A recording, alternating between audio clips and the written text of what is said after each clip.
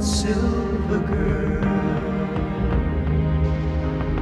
sail on by. Your time has come to shine. Hello and welcome to the Contrarian News Network. My name is Michael Yates. I want to welcome you to this edition where I'm going to talk about what the Fed is really doing with all of their monetary policies. Welcome again. So most of us know the Fed has been involved in QE, printing money like there's no tomorrow for quite some time. They also, a couple of years ago in 2012, announced just one of their many policies. They're calling Operation Twist. They've called Operation Twist. Many people wonder what this was all about because effectively what they did, I don't want to get into too much detail here, but effectively what they did was they bought up a lot of the long-term U.S. government bonds, the debt from the government, and made available lots of short-term bonds, lots of short-range bonds. So they got out of the short-term and got into the long-term in a big way. We're talking trillions of dollars here. Now, why would they do that? What's this all about? Well, I'm going to put up a chart here. It's going to show you just how drastic of a move this is. Here is the long-term bond purchases of the Fed. This is their holdings currently in billions of dollars. You'll see that, boy, have they really gone into long-term bonds. They've got an awful lot of U.S. debt. Well, this, for starters, in the short run, the purpose of this is simply to create a demand because there is no demand for U.S. debt anymore, or nowhere near like there was before. The Chinese have stopped purchasing debt altogether, and of course they own a couple $1 trillion of U.S. debt. That is one big purchaser out of the market, and most foreign nations have got out of the U.S. debt market, at least nowhere near like they were before. So the U.S. is trying to fund its $1 trillion deficits every year just with domestic demand, and they don't have the demand. So the Fed is picking up the slack, and with QE is really nothing more than a way to fund their own debt. The Federal Reserve prints the money out the back, buys the bonds in the front, and that's how they create the money to continue on with their economy. And I know it's a pretty sad scenario if you think about it, but that's exactly what's going on. Now, by buying the long-range bonds, of course, they've gotten out of the short-range bonds, and here's the short-term bonds. You'll see that they own practically none, if not none, whatsoever.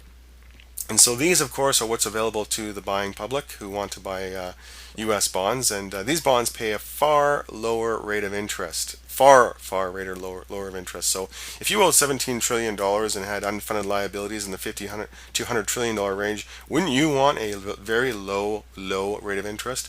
Well, that's exactly what the U.S. government wants.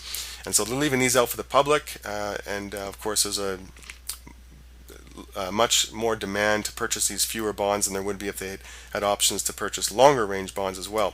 And so this drives down the rate even more. And so this is why I say that I believe rates are going all the way down to 1.5% by the end of 2014, because this is all people have to purchase of these bonds here.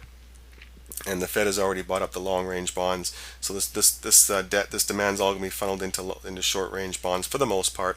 And what long-range bonds there are going to be snapped up because there's more demand for those than there really are available. Because again, the Fed is holding so many of them. So this is the short to mid-range plan of the Fed, and I gave an allusion to earlier that what they really need to do is they need to find a way to fund $50 to $100 trillion in unfunded liabilities. You've got 10,000 baby boomers per day retiring in the U.S. and going on some sort of a pension or medical plan or both in the States. That's really starting to add up and causing huge deficits in the United States.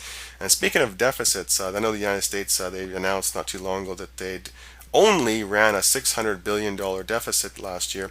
Well, that quietly got revised. Well, nobody was looking. It was a holiday or some kind of day when nobody's paying attention, to well over $1 trillion, I should say. So, what we hear about them reducing their deficit to below $1 trillion is all hot air. This economy is built entirely on debt and credit creation. There's no way that you can taper that. The second you taper it, you blow it up. It's a lot like a Ponzi scheme. It needs more and more and more and more to keep it going. Otherwise, it does blow up. So, whatever you hear about them reducing their deficit, it's really all hot air. You can assume that. Anyway, so this is what they're doing to create the low rates and the funding to try. I believe they're going to try to use monetary policy to get themselves out of a $50 to $100 trillion unfunded liabilities disaster. There's no way it's going to work. There's just no way. It's impossible. without creating an enormous amount of inflation. And so part B is what the Fed needs to do now is they need to rotate, as I mentioned earlier in a previous video, they need to rotate people, investors out of stocks because everybody's all in with stocks now. They need to rotate people out of stocks and into bonds. Well, that's going to be a very, very dicey scenario without crashing the stock market and then the economy as well. So they're going to try to manage this thing down little by little because they need those funds going into bonds so they can fund their debt. Again, it all comes back to the U.S. Incredibly high debt. They need to deal with this debt and they know it. So everything they do, no matter what they say about trying to create jobs and fix the economy, all this stuff, it's all hot air. It's all about keeping this thing above water for the next 20 years. So that's what's going on. I hope that makes sense to you. It sure does me when you listen to their words and try to make sense of what they're saying to you, and then think what they're doing and why doesn't it work? They say they're fixing the economy. They say they're doing this to help the economy. We all know that printing money doesn't help the economy. In fact, in economics or macroeconomics 1, it says money is neutral. So printing money has absolutely no effect on the real economy. And if anything, it's negative for the economy. So we've got hundreds of PhDs at the Fed, and apparently nobody read the first year macroeconomics book where it says money is neutral. So they all know this. They all absolutely know this. So the reason they're doing this has nothing to do with the economy. It's everything to do with funding their debt. All right, thanks for listening.